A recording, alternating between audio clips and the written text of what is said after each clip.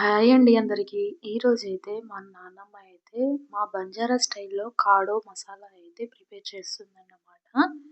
ఇక్కడైతే కాడ అయితే రోటిలో అయితే దంచేసుకొని పొడిలాగా చేసుకుంటుంది. ఇక్కడైతే మా రోహితాక్ష్ కూడా చూస్తున్నాడు ఏంటబ్బా అని.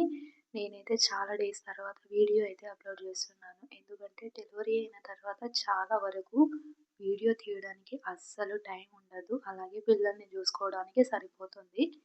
రోజు మా చెల్లి అయితే జడ ఏపించుకోకుండా అస్సలు ఉండదన్నమాట. నేనొచ్చాననుకో మా చెల్లి అయితే జడ ఏయాల్సిందే. వాళ్ళ ఫ్రెండ్స్ గూడా అలాగే అంటారంట. నేను జడ ఏస్తే మీ అక్కొచ్చిందా అని అంటారంట. అలా గుర్తుపడతారు జడ ఏస్తే. ఎందుకంటే అక్కా చెల్లెల అనుబంధం అలాగే ఉంటుంది. చాలా వరకి నిజంగా చెప్పాలంటే. మా చెల్లికి జడ ఏసే లోపల మా నాన్నమ్మ అయితే ఆయిల్ ఏసి ఇక్కడైతే బెల్లం అయితే 1 కప్ అయితే ఏసేసింది. దీన్ని బాగా కలపాలి.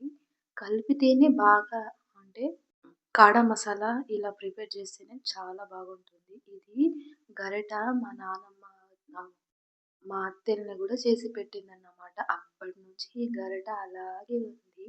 ఇప్పుడు నాకు గూడా మా నానమ్మ పెడుతుంది. ఇక్కడైతే మా రోహితాక్షు ఎప్పుడెప్పుడు తిందామా అని వెయిట్ చేస్తుండు. హాయ్ చెప్తుండు మీ అందరికి. ఇక్కడైతే మా నానమ్మ కాడ అయితే ఇలా ఏం లేదండి. బెల్లం పాకం ఇలా వచ్చేదాకా చూసుకోవాలి.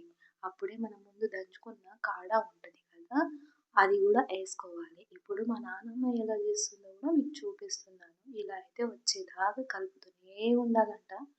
కొద్దిగా చేయినొస్తదేమో అంతే. కానీ హెల్తీ అన్నమాట ఇది. బంజారా స్పెషల్‌లో డెలివరీ అయిన తర్వాత 2 మంత్స్‌లో అయితే 2 టైమ్స్ అయితే పెడతారు. దీన్ని నువ్వుల ఆయిల్‌లో గూడా పెడతారు. ఇదైతే వామ్‌లో గూడా పెడతారన్నమాట. మా నాన్నమ్మ అయితే సగం అయితే పొడి చేస్తూ, సగం అయితే దాచిపెట్టింది. ఇంకా రేపటి కోసమని. ఇప్పుడైతే దీంట్లో అయితే హాట్ వాటర్ ముందే పెట్టేసుకోవాలి. ఎందుకంటే హాట్ వాటర్ ఏసేస్తే ఇది గడ్డ కట్టుకోకుండా ఉండాలి. అంత ప్రాసెస్ ఉంటదన్నమాట. చాలా ఈజీగా చేసుకోవచ్చు. ఇలా అయితే ఇలా అయిపోయిన తర్వాత ముందే హాట్ వాటర్ పెట్టేసింది మా నాన్నమ్మ అయితే. ఇప్పుడైతే ఎలా వస్తుందో పొగలు మీరే చూడండి. ఇలా ఏసినప్పుడు వాటరు కలర్ అనేది చేంజ్ అవుతుంది. ఒకసారి మీరు కూడా చూడండి ఎలా అయిందో. చాలా బాగుంటుంది. ఇది తింటే మాత్రం మన 4 అవర్స్ దాకా వాటరు ఏం తీసుకోవద్దు. ఎందుకంటే ముందు గూడా తినొద్దు. మనం బ్రష్ చేయగానే ఇదే తినాలి. వాటర్ అస్సలు తీసుకోవద్దు. ఏం తినొద్దు. మార్నింగ్ 8 తిన్నామనుకో తర్వాత 11:00 అలా తీసుకోవాలన్న ఫుడ్ అయినా, ఏదైనా సరే. లేకపోతే వాటర్ అయినా అన్నం తింటే వామిటింగ్స్ వచ్చేస్తది. అలా ఉంటది దీనికి గూడా ప్రాసెస్. ఇప్పుడైతే మా నాన్నమ్మ "నువ్వు బ్రష్ చేసావా? త్వరగా రా. ఇది వేడి వేడిగా తాగితేనే చాలా టేస్టీగా ఉంటుంది. లేకపోతే చల్లారించుకొని తాగితే మాత్రం టేస్ట్ అనేది ఉండదు. అంత బాగా అనిపించదనమాట." ఇప్పుడైతే నేనైతే పెట్టుకొచ్చాను. ఒకవైపు మా రోహితాక్ష్ అయితే ఎప్పుడు తిందామా అని చూస్తున్నాడు. డెలివరీ అయినప్పటి నుంచి వాడి ఫోన్ అయితే బాగా కనెక్ట్ అయిపోయిందనమాట. ఎందుకంటే వాడికి చూడడానికి ఎవ్వరు లేరక్కడ.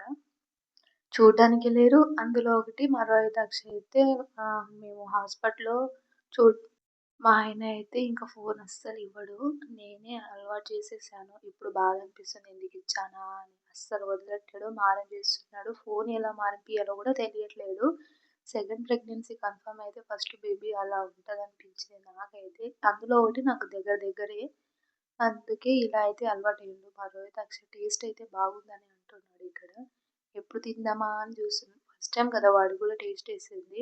వాడి అప్పుడు డెలివరీ అయినప్పుడు కూడా నేను 2, 3 టైమ్స్ అయితే తినేసాను. ఇప్పుడైతే 2 టైమ్స్ అయితే తిన్నానన్నమాట పాపప్పుడు. చాలా అంటే చాలా బాగుంటుంది. ఒకసారి అయితే ట్రై చేయండి. కాడా మసాలాని అంటే చాలా వరకి దొరుకుతూ ఉంటాయి షాప్‌లో అయినా. ఇదైతే బాలింతలు తింటే మాత్రం నడుము నొప్పి రాదని మా నాన్నమ్మ వాళ్ళు అప్పటి నుంచి చెప్తూనే ఉంటారు. అంటే వాళ్ళ నాటి కాలం నాంచి చెప్తూనే ఉంటారు. అందుకే మేమైతే ఇలా తింటామన్నమాట. చాలా బాగుంటుంది. చూపించినట్టు మీరైతే ఇలా ఫాలో అవ్వండి. నా ఛానల్‌ని మీరు కొత్తగా చూస్తే మాత్రం సబ్స్క్రైబ్ చేయడం మాత్రం అస్సలు మర్చిపోవద్దు.